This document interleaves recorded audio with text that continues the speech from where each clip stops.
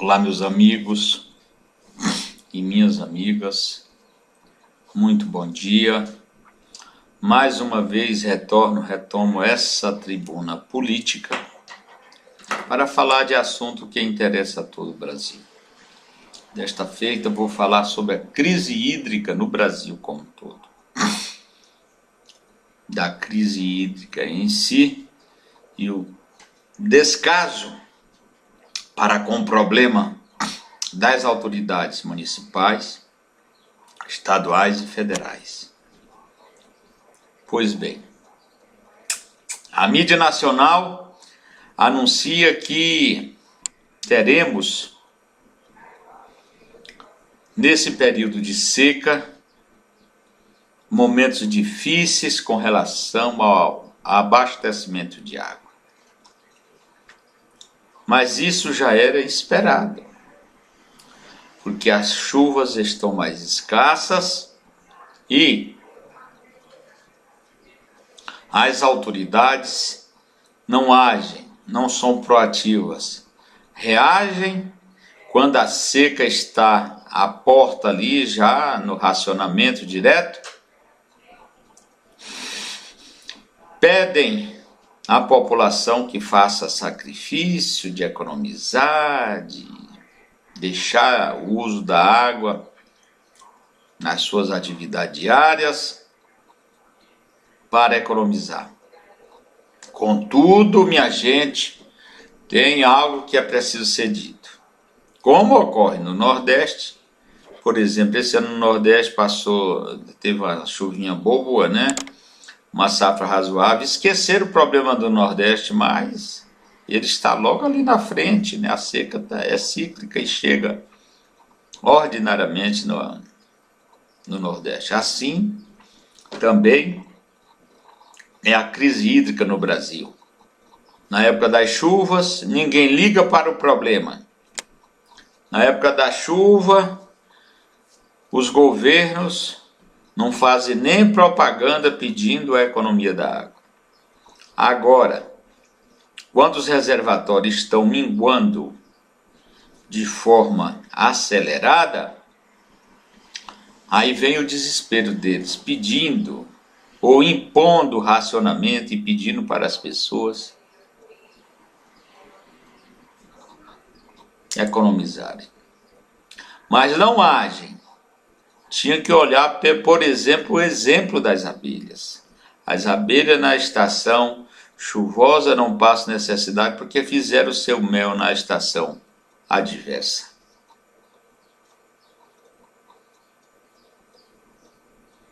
E repousam bem em seu habitat. Agora, nem esse exemplo selvagem os governos brasileiros adotam, porque eles sabem que tem que agir. Na época da abundância é que se tem que impor um racionamento,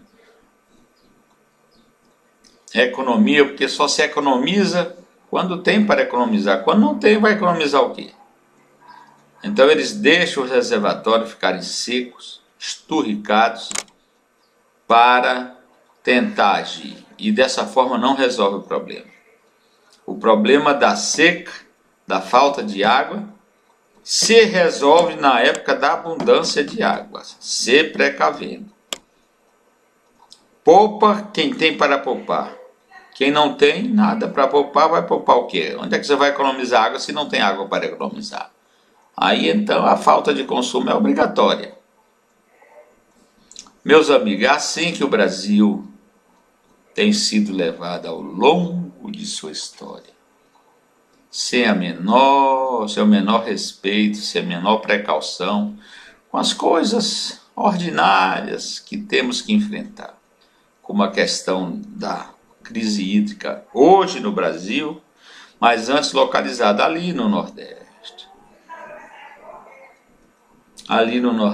Hoje, uma secazinha de 60 dias em outras regiões, afora o Nordeste, é motivo de vales de lágrima, é motivo de chororô de todas as formas. Mas lá no Nordeste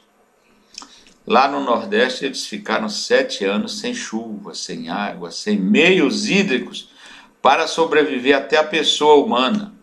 Os rebanhos no Nordeste foram reduzidos a menos da metade, rebanho bovino, caprino, ovino e suíno. Agora, no resto do Brasil, temos esse problema em São Paulo, com o sistema Cantareira, segundo eles estavam dizendo numa reportagem, diminuindo 15 centímetros por dia. Aqui em Brasília, pelo fato de ser ano de eleição, foi só o sistema descoberto recuperar um pouquinho, Santa Maria outro pouco, eles já acabaram com o racionamento, mas é lê do engano. Em Brasília nós só vamos ter chuva em outubro. E olhe lá, se Deus for condescendente. Somente em outubro. Lá para o final de outubro. Mas o governo que usou a prática temerária de até retirar a água do Lago Paranoá, que não deve, porque o lago hoje, se secar, não enche novamente. Não enche, não tem um manancial conduzindo água para lá, não, normalmente. Então, a água do lago não é para ser usada no consumo, porque é fonte de vida para toda a região, para todo o Distrito Federal. Né? Então, minha gente, a crise hídrica no Brasil, ela é muito da responsabilidade da gestão. Da gestão municipal, da gestão estadual, da gestão federal. Porque na época de trabalhar no sentido de economizar, de prevenir a falta de água, eles não fazem nada. Vão deixando o barco correr até encalhar. Essa é a realidade.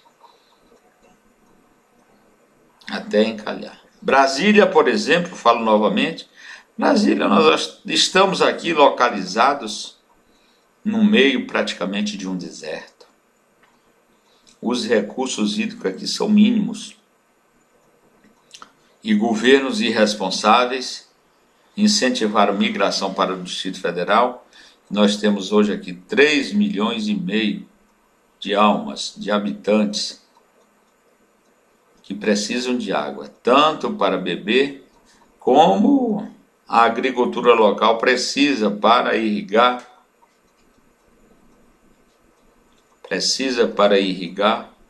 para fornecer alimentos mais razoáveis para a população. Porque Brasília importa de todos os rincões do Brasil produtos alimentícios, agrícolas e alimentícios para toda a sua população. Por isso, o custo de vida em Brasília é um dos mais caros do Brasil.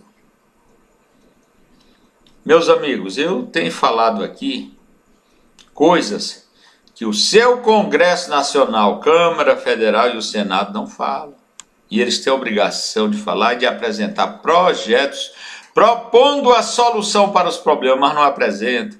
Veja aí quantos projetos de lei o seu deputado apresentou. Esse ano é ano de eleição. Veja quantos projetos de lei ele apresentou e quantos ele aprovou.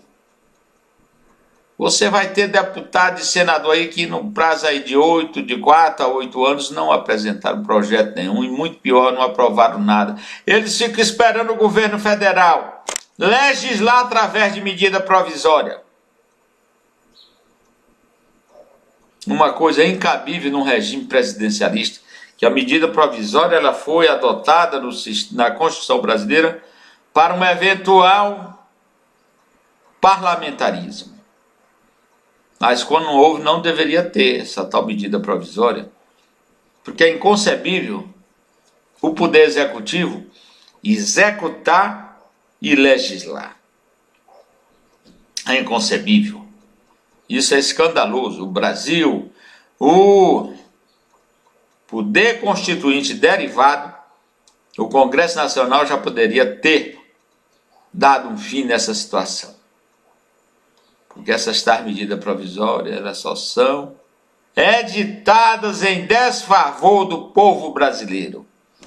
Anote, mas isso não só incomoda os parlamentares quando tem algum interessezinho deles envolvido. É assim, na mesma forma, a questão hídrica, a questão do saneamento básico, as questões substanciais, as questões essenciais para o Brasil, meu povo. Me perdoe, eu não sou parlamentar, mas graças a Deus não sou. Graças a Deus não sou, sou um cidadão comum que venho aqui, sem gastar um centavo seu, falar dos problemas do Brasil, te alertar. Estou te alertando porque a massa, você sabe por que chama massa? É porque é todo mundo igual, ninguém pensa. Nesse particular, tudo igual mesmo. Os que pensam são desiguais porque pensam diferentemente. Agora, os que não pensam são iguais porque não pensam. Vão deixando aí, comendo e vivendo de qualquer jeito. De qualquer jeito, e principalmente aqui no Brasil. Ninguém fiscaliza nada, ninguém olha para nada. Os mais espertos, sabichões, tomam conta do orçamento da União, do orçamento dos estados, do orçamento dos municípios e fazem o que querem, se apropriam. É o patrimonialismo. Veja, observe, você que não tem hábito de ler jornal, você que não estudou nada a respeito do assunto, se aprofunde para você ver onde é que nós estamos metidos. A classe dominante econômica, política e social no Brasil, eles se fiam na ignorância de todos nós, na ignorância do povo brasileiro, para fazer os desmandos, porque sabe que não tem problema.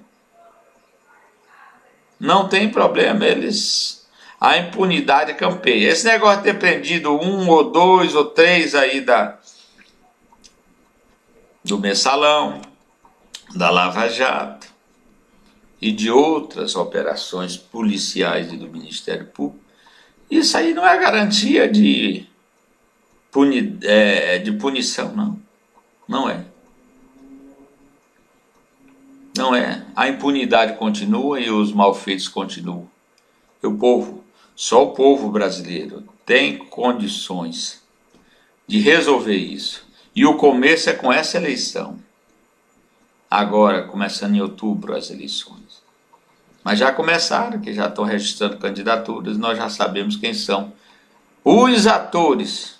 Agora, o protagonista das eleições, aquele que vencerá, depende de nós, os eleitores. Então, olhemos todos sem vaidade, olhemos todos com imparcialidade, olhemos todos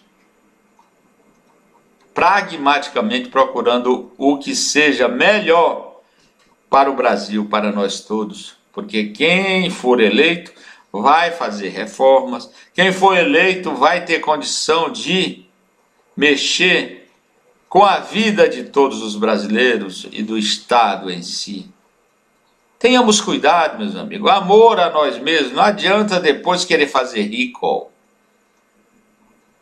daquele elemento que não deu certo. Não adianta, porque na nossa própria Constituição, a nossa própria legislação não prevê o recall de mandatos de políticos. Então, meu amigo, a escassez hídrica no Brasil, ela não é responsabilidade da escassez de chuva, não. Ela é responsabilidade, ou aliás, falta de responsabilidade dos gestores, que não exerce o seu papel. O candidato a prefeito, a vereador, a deputado estadual, a deputado federal, a senador, a governador, eles se candidatam, na sua grande maioria, visando o cofre público, tirar proveito. É isso aí, veja o que está acontecendo, as manchetes de jornais, as pessoas que estão sendo processadas, julgadas e presas. Meus amigos, É uma tristeza muito grande falar da vida pública no Brasil, dos agentes econômicos, dos agentes públicos, dos agentes políticos. Porque aqui no Brasil eles se confundem. Nós tivemos uma casta de grandes empresários no Brasil que corromperam o Estado brasileiro, do município ao Estado, à União e até o Poder Judiciário em alguns setores. E continua aí fazendo acordo de leniência. Agora esse pessoal deveria ir para a forca, porque eles corromperam e prejudicaram o Brasil uma vida toda. Estamos atrasados aqui décadas. Esse déficit de 14 milhões de empregados nós vamos levar tempo, muito tempo, algumas décadas para resolver. Isso é o natural. Agora o que não foi natural foi a perda dos postos de emprego nesse Brasil por roubo e leniência. Isso é o que aconteceu. Meus amigos, estaremos todos atentos para essa escassez hídrica. E quando a chuva estiver abundante, os mananciais fluindo, temos que estar cobrando. Também o cidadão, é responsabilidade do cidadão. Tem que estar cobrando iniciativas proativas para resolver o problema hídrico na época que ele acontece, que é na época da seca. Não adianta reação. Reação, como é que você vai reagir com reservatório seco? Com poeira? Tirar a água de onde? Não existe essa possibilidade. As chuvas foram muito... Deus foi muito generoso com o Brasil esse ano, provendo de chuvas o suficiente todo o território nacional.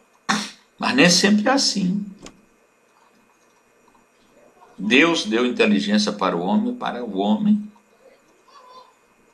agir, prevenir, proagir.